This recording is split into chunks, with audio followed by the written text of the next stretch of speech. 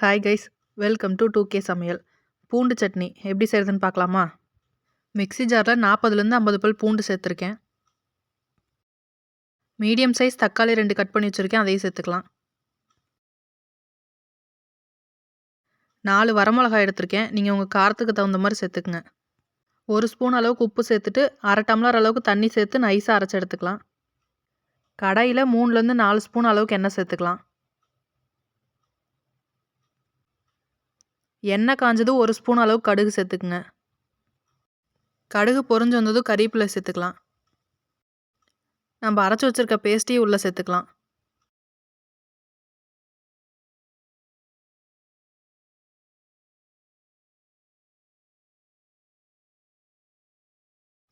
இதில் 1 டம்ளர் அளவுக்கு தண்ணி சேர்த்துக்கலாம். சேர்த்துட்டு நல்லா மிக்ஸ் பண்ணி விடுங்க.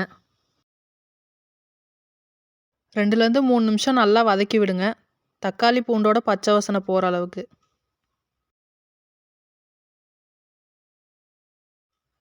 தண்ணி கொதிச்சு நல்லா சுண்டி வரணும். 1 ஸ்பூன் அளவுக்கு காஷ்மீரி ரெட் சில்லி பவுடர் சேர்த்துருக்கேன் கலருக்காக. 1/2 ஸ்பூன் அளவுக்கு குழம்பு மிளகாத்தூள் எடுத்திருக்கேன்.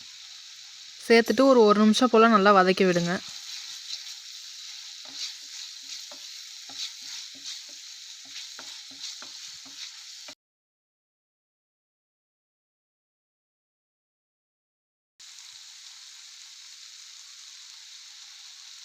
இந்த ஸ்டேஜ் வந்ததும் அடுப்பு ஆஃப் பண்ணிடுங்க.